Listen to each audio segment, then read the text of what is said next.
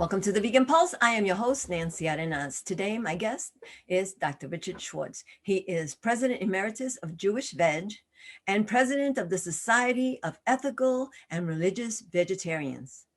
He is also a Professor Emeritus at the College of Staten Island, and he recently authored the book, Vegan Revolution. Stick around, I'd like to introduce him to you.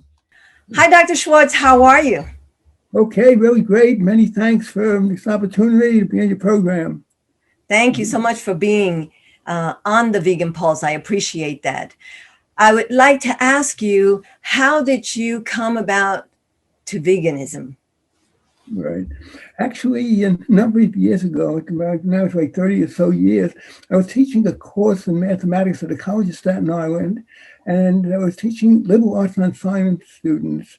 That going for music and the arts, they were not very well prepared or motivated for math, but they had to take one math course to meet a degree requirement. And I came up with this idea of a course called Mathematics and the Environment. And it was really unique starting. And I had to even write a textbook, Math and Global Survival, which I updated every few years because it was based on everyday news and all. And in the course, we were discussing world hunger. First, I thought it's tragic, it's a shame, but what can we do? Can't get enough food for all the people. Then I read this wonderful, wonderful book by Frances Moore Pay, you may be familiar with, called Diet for a Small Planet. And she pointed out how wasteful animal-based diets are. For example, with millions of people starving or chronically hungry, over 70% of the grain produced in the U.S. is fed to animals destined for slaughter. Now, it's tremendously wasteful, makes it even more shameful. We take healthy foods like soy and oats and corn, high in fiber and complex carbohydrates, devoid of cholesterol and saturated fat. Feeds the animals, we get very unhealthy, just the opposite. Okay, so after discussing with the students a number of terms, the idea that we could reduce hunger quite a bit, shifting to a plant-based diet, took my own advice, slowly but surely gave up cold cuts and then red meat, chicken, etc. Became a vegetarian, I think, in 1978. And it took me a while, but in 2000 became a vegan. And the message was so strong, I thought I had to get it out. There were no books on letting Judaism to vegetarian, a lot of very good books in general. So in 1982, we wrote the first edition, Judaism and Vegetarianism. And most recently, my most recent book here, Vegan Revolution, Saving Our World and Revitalizing Judaism. So that's a quick summary of my path. That is great. One of my teachers, Mr. Richard Chigger, I'm from New York as well, and he did that. He moved to Long Island and he was teaching humane education. And what he did was he used those subjects, social studies, and then he related to animals and English, but he used animals and climate change and all those ideas to introduce them to the students. I think that that's very innovative. And it's great to hear that that's what you were doing as well. Right. There's such a powerful case for vegetarianism, and even more so for veganism, in terms of how terrible the animals are kept. All the life-threatening diseases, we could cut the disease rate for cancer, heart disease so much. And perhaps most important today, the most critical issue facing the world is climate change threats. And a lot of people know automobiles are a problem, factories. They don't realize that animal-based agriculture is one of the major contributors to global warming, climate change, largely because of methane, a very potent greenhouse gas emitted by cows and other farmed animals. It's so great to know that you are trying to raise the issue of plant-based diet for the Jewish community, but really for the world at large. Oh, absolutely. I'm also president of a group called Society of Ethical and Religious Vegetarians, SERV, and every religion is based on compassion and justice and sharing and being involved, reducing poverty and hunger. So it's definitely consistent. But I argue in the Jewish books, there are 6 mandates, and this is true for other religions as well, that point to vegetarianism, even more so veganism, as the ideal diet. People that take religion seriously.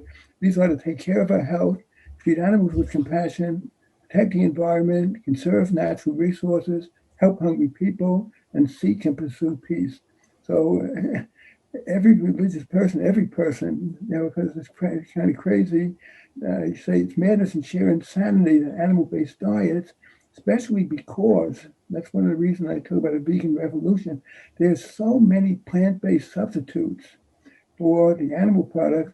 Some of them have the look, the texture, and the taste so close to the meat product that people that have been eating meat for years and years can't tell the difference between the plant-based and the animal-based burger and other so-called animal products. And as long as the food tastes good and it can be made without cruelty, why wouldn't we indulge in plant-based foods? Especially when there's so many negatives on human health, on the world, and there's water shortages, energy shortage.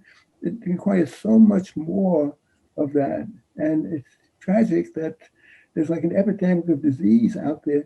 I'm now in Israel at a senior citizen retirement center. Wonderful, wonderful people, but there's so much illness. And every single day in the dining hall, they just serve lunch here. You can have meat, you can chicken, fish, all three. It's like criminal. That's why I think we have to challenge the doctors. They're very dedicated, but either they haven't been educated on the negative aspects, the health aspects of animal-based diets. Pop this pill or that one, to focus on cure. Again, great dedication, but we can reduce disease rates tremendously on a plant-based or vegan diet. Now, you are right now in Israel, and that's a hub for veganism, isn't it?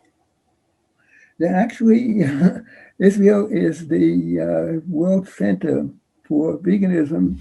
5%, which is not very much, but compared to 1 or 2% in some other countries. So it's the highest percent of vegans, and still so much more has to be done. And I'm working, and thank God there were so many other wonderful people out there trying. Matter of fact, as we speak, in almost a week, it'll be Earth Day, and I'm preparing through Zoom, Miracles of Zoom, what I call a teaching. And I'm inviting many, many people, rabbis, animal rights activists, environmentalists, educators, etc., and even a number of Christians to get their perspective, to try to get this message out to as many people as possible. And I'm going to be following your footsteps in a way. I'm inviting some in, and we only have about 4 minutes each. So I'm telling them I'm going to start. Somebody's very helpful in getting links to Zoom and all to try to interview for a half hour or so, once a week, somebody who's really involved, and over a year, perhaps having interviews recorded and widely shared to get the view of so many people who are working for a more compassionate, peaceful, environmentally sustainable world. And, religions that talk about being compassionate need to extend that compassion to the animals as well, because we are all pretty much stewards of the planet. We're not really supposed to be the dominant, where I'll take everything I want and do whatever I want. We're supposed to be a little bit more, how do you call it, more evolved than that, and yet we're not. Absolutely. In the book of Psalms, chapter 145, verse 9, I think I have to change, it says that God's compassion is over all of his work, over all of his creatures. And it's a very powerful teaching in Judaism, probably other religions as well, that we are to emulate God as much as we can in terms of compassion and working for justice, sharing, all that. So very strong teachings on that. And in the Bible, it says you can't yoke a strong animal with a weak animal. You can't muzzle an ox while threshing in the field. In Judaism, it's also part of the Ten Commandments, indicated not only are people to rest on the Sabbath day, but animals as well. And in Judaism, it says you should not sit down to your own meal before seeing that if you have a pet, for example, is fed first. Very powerful, very nice. Now you have a website which I will share, and on that website you have many papers, and you even have a section with Jewish recipes, right? Not my own in terms of the recipes, but the Jewish Veg Society, of which I'm a president emeritus, has, and that's just Jewish Veg, one word, Jewish BEG, not org, of course. But I have a website with over 250 articles, many on hunger, all aspects, health and how animals are treated, over 250 articles. And I have the complete text there of my book, Judaism and Vegetarianism, the third edition, Judaism and Global Survival. So anyway, that is also at jewishveg.com in this case, then a slash, and then my last name, SCHWARTZ. And I want to just give you my email address, because if somebody would like more information or maybe to help work on this is the most critical issue of our time. It comes to climate change, and if there's not a major shift to vegetarianism, veganism, no way we're going to solve that. So anyway, my email address is veggierich, because my name is Richie, at gmail.com. So that's VE, two G's, IE, then Rich, RICH, at gmail.com.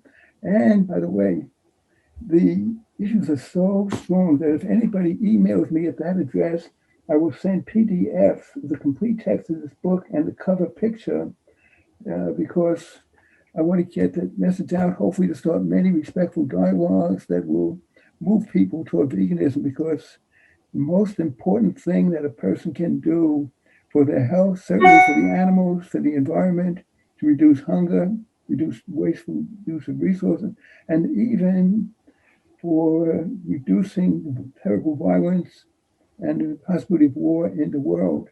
Matter of fact, I came up with a slogan that the motto of the vegetarian and vegan movements and the motto of the peace movements, they should be one and the same. From John Lennon, all we're saying is give peas a chance. Awesome. So, Thank you, Dr. Schwartz, for being on the Vegan Pulse. I surely appreciate you. And I will have all the links to your website and to the book. Again, if anybody wants it, you could email Dr. Schwartz, or you could email me at the Vegan Pulse, and I will more than gladly share the PDF that Dr. Schwartz has so kindly agreed to share. Thank you, and stay well. Thank you very much. It's been a real pleasure, and I wish you much continued success, because what you're doing is super important. Keep it up. Thank you. Thank you for joining us on another episode of the Vegan Pulse. I am your host, Nancy Arenas. Remember to follow us on Facebook, subscribe to our YouTube channel, and if you have a pulse, you have a purpose. Live vegan.